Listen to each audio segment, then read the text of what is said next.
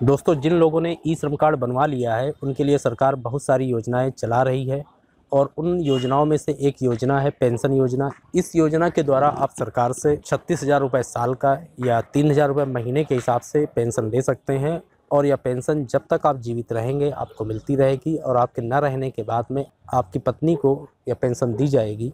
तो इस वीडियो में हम इस योजना के बारे में विस्तार से बात करने वाले हैं कि इस योजना का आवेदन किस तरीके से किया जाता है और इस योजना का आवेदन कौन कौन से लोग कर सकते हैं। इसके अलावा यदि आप इस योजना का आवेदन करते हैं तो इससे आपको और आपके परिवार को क्या फ़ायदा होने वाला है। तो चलिए शुरू करते हैं। दोस्तों, इस वीडियो में हम इस योजना को लाइव कैलकुलेशन करके देखेंगे कि योजना आपके लिए लाभदायक है या नहीं है या कितनी लाभदायक है। लेकिन इसके पहले हम देखते हैं ये योजना है क्या, इसकी पात्रता क्या है, इसकी एलिजिबिलिटी क्या है। तो इसके लिए हम चलते हैं ई श्रम की ऑफिशियल वेबसाइट पर। तो हम आ चुके हैं ई श्रम की ऑफिशियल वेबसाइट पर और इसका लिंक हमने डिस्क्रिप्शन बॉक्स में दे दिया है। आप वहां से डायरेक्ट आ सकते हैं या फिर आप गूगल में सर्च कर लें ई श्रम, उसके बाद इसकी ऑफिशियल वेबसाइट पर आ जाएंगे।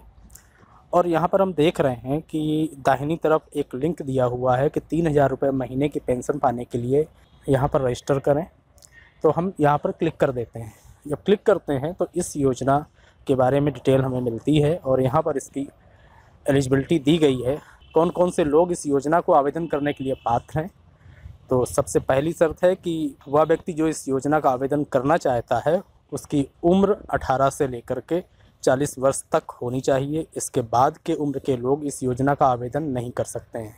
दूसरी शर्त है कि जो व्यक्ति आवेदन करना चाहता है उसकी इनकम, उसकी महीने की आय यानी मंथली इनकम 15,000 रुपये से अधिक नहीं होनी चाहिए, यानी 15,000 रुपये तक ही होनी चाहिए।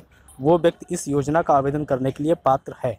तीसरी शर्त इसमें दी गई है, वो व्यक्ति जो इस योजना का आवेदन करना चाहता है उसका भविष्य निधि में अंशदान नहीं जमा होना चाहिए। इसके अलावा ESI की सुविधा नहीं होनी चाहिए। इसके अलावा यदि आप इनकम टैक्स जमा करते हैं तो भी आप इस योजना के पात्र नहीं हैं। इस तरह से इसमें इसकी एलिजिबिलिटी दी गई है। यदि इसका आवेदन करना चाहते हैं इन पात्रता के आधार पर ही इसका आवेदन होगा। तो अब आगे बात करते हैं कि योजना किस तरह से काम करती है। इस योजना के अंतर्गत सभी श्रमिकों को या जो भी इस योजना का आवेदन करते हैं उनको हर महीने कुछ अंशदान जमा करना पड़ेगा और जितना अंशदान श्रमिक जमा करता है उतना ही अंशदान सरकार उसके अकाउंट में जमा करती है और ये पूरा पैसा LIC में जमा होता है। और जब आवेदनकर्ता की उम्र 60 साल हो जाती है तब उसके अकाउंट में अपने आप हर महीने 3,000 रुपये आने लगते हैं। और यदि कोई व्यक्ति जिसको पेंशन मिल रही है वो व्यक्ति नहीं रहता है, उसकी मृत्यु हो जाती है, तो उसके मृत्यु के बाद में उसकी पत्नी को आधी पेंशन मिलने लगती है। दूसरी शर्त यह है कि यदि कोई व्यक्ति इस योजना से जब चाहे तब हट सकता है, जब भी वो चाहे हट सकता है। जब वो हटेगा तब उसको जितनी भी रकम उसने जमा की है वो सारा पैसा उसको वापस कर दिया जाएगा और इस योजना से हट सकता है। ऐसी कोई बाध्यता नहीं है कि यदि आपने एक बार आवेदन कर दिया है तो आपको इसको आगे फॉलो ही करना है। आप जब चाहें इस योजना से अलग हो सकते हैं और जब तक और जितना भी पैसा आपने जमा किया है वो पैसा पूरा आपको रिफ़ंड कर दिया जाएगा। तो अब आगे बात करते हैं इस योजना में श्रमिकों को कितना अंशदान स्वयं जमा करना है और कितना अंशदान सरकार जमा करेगी। तो इसके लिए हम आगे इस ऑप्शन पर क्लिक करते हैं और यहाँ पर देखते हैं कि हर एज वालों के लिए अलग अलग अंशदान लिखा हुआ है।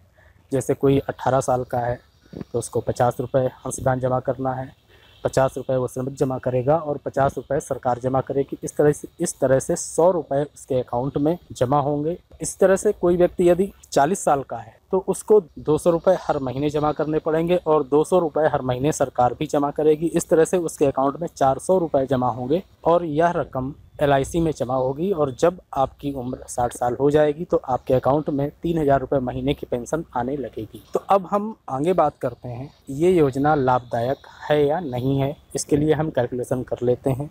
हम मान लेते हैं कि आज कोई व्यक्ति यदि आवेदन कर रहा है, यदि उसकी उम्र 40 साल है तो इसका मतलब है उसको आगे 20 सालों तक 200 रुपये के हिसाब से पैसा जमा करना पड़ेगा। तो ये 200 रुपये के हिसाब से पैसा जमा करता है तो एक साल में 2,400 रुपये होता है और 10 साल में 24,000 रुपये होता है। और 20 सालों में 48,000 रुपये होता है। इस तरह से वो व्यक्ति 20 सालों में 48,000 रुपये जमा करेगा। जब वो 48,000 रुपये जमा कर देगा तो उसके आगे फिर उसको 3,000 रुपये महीने की पेंशन मिलने लगेगी।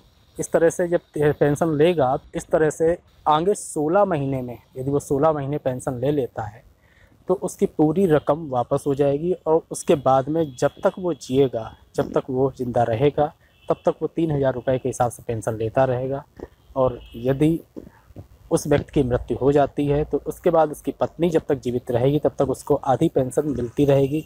तो आपने इस योजना का कैलकुलेशन देख लिया कि यदि कोई व्यक्ति 40 साल का है और वो 20 साल तक 200 रुपये जमा करता है तो उसको टोटल 48,000 रुपये जमा करने हैं। और यदि वो 18 महीने पेंशन उठा लेता है तो 48,000 रुपये उसके वसूल हो जाते हैं। और इसी तरह से यदि कोई व्यक्ति 18 साल का है और हर महीने 50 रुपये के हिसाब से जमा करता है तो वो अपनी 60 साल की उम्र तक आते आते वो लगभग 25,000 रुपये ही जमा करेगा। और इस तरह से वो 8 या 9 महीने यदि पेंशन ले लेता है तो उसकी पूरी रकम उसकी वापस हो जाएगी। तो इस तरह से आपने इस योजना का कैलकुलेशन देख लिया है कि योजना कैसी है।